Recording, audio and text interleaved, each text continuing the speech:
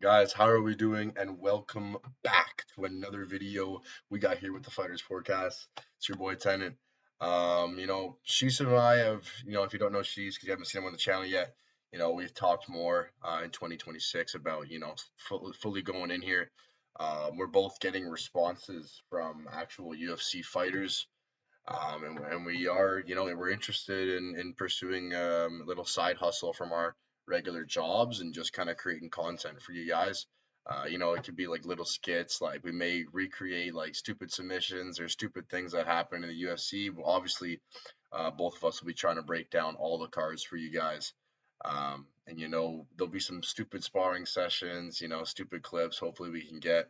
But also, I just want to show you kind of how to make money in this space as I believe my picks are fantastic.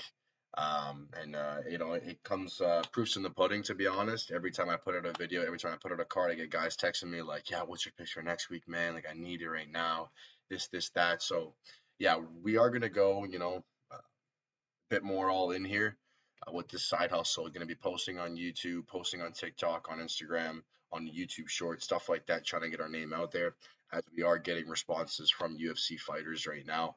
One actually coming up this weekend. I won't spoil his name until I get there in the next video, but I wanted to go back into this card, UFC 325, because I was very, very sick the last couple weeks. So I kind of just wanted to go back and give you guys my honest picks on who I thought was going to win this matchup.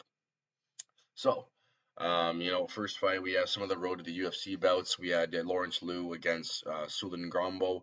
I had Lawrence Liu in this matchup. I just thought he's the better fighter, especially in the wrestling, which is exactly what happened here. Sulin Grombo kind of was a one-trick pony in this matchup. Obviously, the way better striker, but Lawrence Liu tied in with the clinch. He was better in the wrestling commands, and apparently he just got it done. I watched the fight. He looked good. Do I think he goes far in the UFC? Fuck no. But Lawrence Liu gets it done, and we get a prediction right there. Next fight, we got Karicho Nakimura against Sebastian Saleh. I had Sebastian Saleh in this matchup. I thought he was looking great up to this point. Nakamura said, "Fuck it, we chicken nugget," and he landed that flying knee. And it was very nice, very cool knockout. I applaud him for that. Is Nakamura any good? No, fuck no. Two guys that won, two guys that are not any good. They're probably going to lose a couple of fights coming up. Not to sound like a hater or anything, but they just didn't look that good. Sorry. Next fight, we got Don Fan against Sang-Yuk Kim. We had Don Fan in this matchup.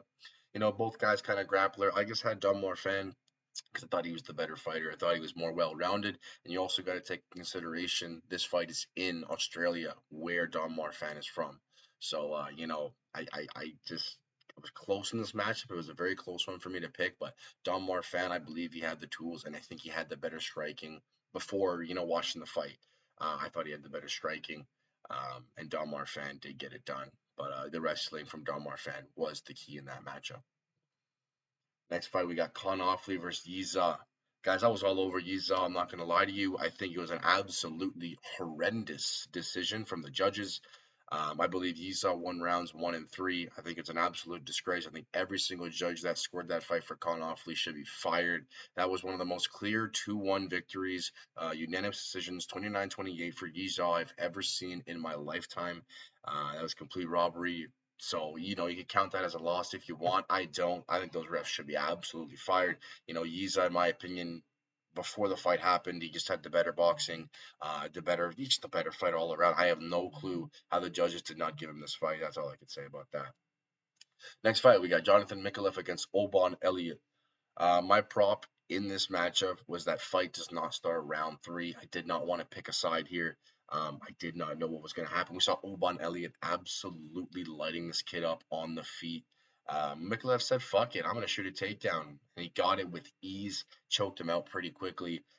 Oban Elliott, I was surprised he kind of went down that early. I know he was good at the boxing aspect, but it just took Mikulev one shot, one takedown, chokes there. Good night, Oban Elliott. He's not the guy I thought he was.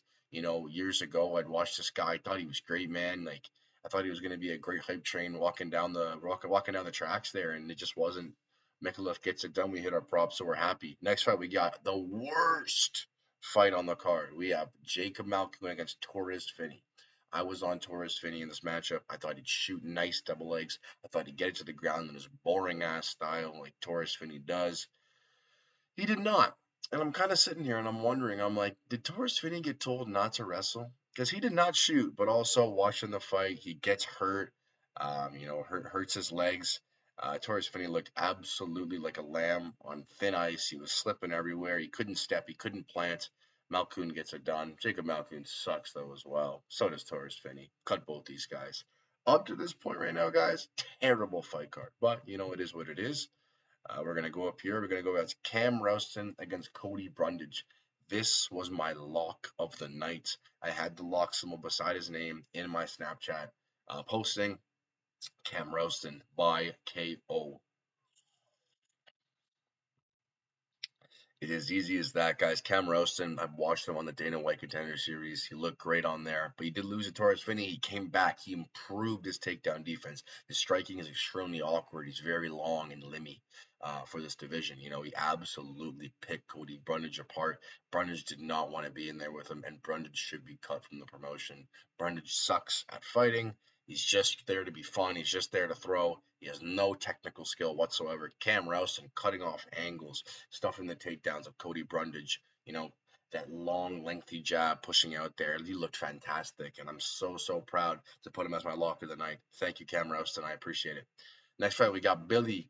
Jump that Gilly. Gilly Dilly. Alicana. Don't know what I was doing there, but we're going with it against Junior Tafa. Guys, if you pick Junior Tafa, you are stupid. That's all I got to say. Junior Tafa, yet again, cannot stuff a takedown for his life. He's looking good in the striking aspect. Almost got him out of there, but everyone knows Junior Tafa's good at striking. Everyone knows they're just going to shoot a shot on him and sub him. It's that easy to make money. Billy Alicana by sub was plus 170, and I was all over it. How it's plus 170, nobody knows. Billy Alicana was obviously just going to take this guy down and sub him. He's a smart fighter. He has good IQ, good fight IQ. Junior Tafa should be cut from the promotion. There's lots of guys I'll be saying should be cut from the promotion because it's just embarrassing how this is your full-time job and you can't train takedown defense. Knowing how good of a striker you really are, you don't even have to train wrestling. Just train takedown defense. I don't understand. Some of these guys like Ode Osborne, Junior Tafa, Justin Tafa, all these dudes, they don't train takedown defense, and it makes absolutely no sense to me. Whatever. Billy Alicana gets it done by sub. The freest play on the card. Ridiculous. Killing Salkid just killed Jamie Malarkey. Everybody friggin' knew that. Salkid's gonna kill that dude all day, every day. Next fight, we have one of the worst fights I've ever watched in my lifetime. Guys, I'm a victim here, to be honest. I was all over Taliesin Teixeira after his Dana White Contender Series fight. I thought this guy looked like a world beater. I thought he looked phenomenal. He looked like shit. That's all I gotta say. He looked like shit. Tai Tuivasa looked even worse. That's why he lost. I was all over Taliesin Teixeira. I had the lock symbol beside his name. He was anything but, and he's never going to get that lock symbol again. He looked absolutely horrible in this matchup. Tai Tuivasa just looked worse. Fat, round, awful. Just absolutely awful. Tai Tuivasa got beat, you could say, by himself.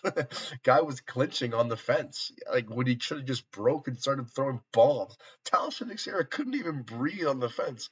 It's the lack of fight IQ, it's the lack of drive, it's the lack of work being put in to your camps. Tai Tuivasa cut him right now. Absolutely horrendous display from the heavyweight division, like always. Taliesin Teixeira, you are getting bet against in your next fight by me. I was all over you. I'm totally wrong. Get out of here. I don't want to see you ever again. Tai Tuivasa, you're cut, buddy. See you later. Next fight, we got Mauricio Ruffi against Rafael Fiziev. Had to do a little bit of a traumatic pause there. I just don't get the game plan of Rafael Fiziev. I don't get it. What on earth are you doing? Mauricio Ruffi, we just saw him get absolutely manhandled and massacred by the man above him, Benoit Saint Denis. Took him down, pressed him against the fence, shot his takedown, worked for subs. He looked brilliant in that matchup and did the exact game plan he had to do against the counter striker of Mauricio Rufy. Mauricio Rufy, we know he has no takedown defense, but we know he's a phenomenal striker. In this matchup, it seemed like Rafael Fiziev wanted to prove that he's the best striker in 155. And guess what? You're not. He had a great game plan from what I was watching. He was getting him, he was backing up to the fence. The problem is, he did not shoot. I told everybody that I was with, all my boys, all my friends, if Rafael Fiziev wrestles, he will win this fight. He did not. He backed him up and he waited for Rufy to pick his spots on him, and Mauricio Rufy picked his spots. Absolutely beautiful counter striking. I do not get Rafael Fiziev. He should have shot a takedown. He should have done the Benoit Saint Denis, and he didn't. Rafael Fiziev, you are dead to me. You have no fight IQ whatsoever. You should have shot a takedown. You should be wrestling Mauricio Rufy. And guess what, buddy? You're not the best striker in 155. It's Mauricio Rufy. I got it wrong. I picked Rafael Fiziev. I thought he'd wrestle. He did not. Then we have Benoit Saint Denis against Dan Hooker. Guys, Benoit Saint Denis, we're all over him. We thought he was going to absolutely manhandle Dan Hooker, and he did that exactly. He just butchered him, man. You know, Dan Hooker was having good success in the first round with the teep kicks to the body, hurting him in the body. Benny then just said, fuck it, I'm Benoit Saint Denis. He clinched.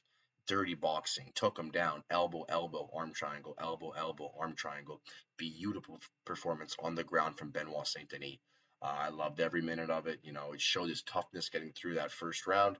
And then he put it on in the second round, and he got him out of there. Beautiful, beautiful, beautiful performance by Benoit Saint Denis. Last but not least, the title fight. It's Alexander the Great Volkanovski against Diego Lopes.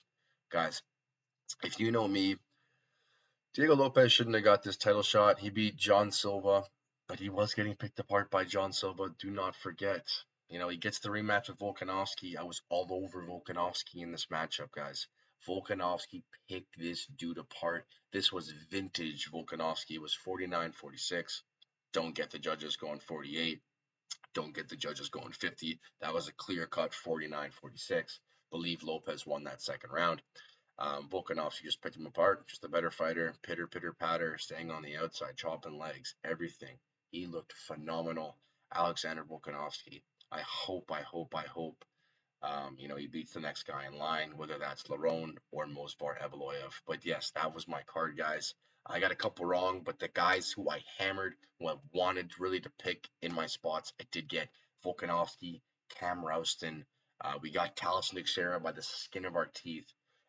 But those were our guys that we were rocking with, and it worked out well. So I was happy with another great week from us guys, and yeah, that's it for that one. And I will get back to you guys on the next card that we just watched last week. Wasn't a fun one, but I'm still gonna break it down for you guys like I was not sick. So I'll see you in the next video. Peace.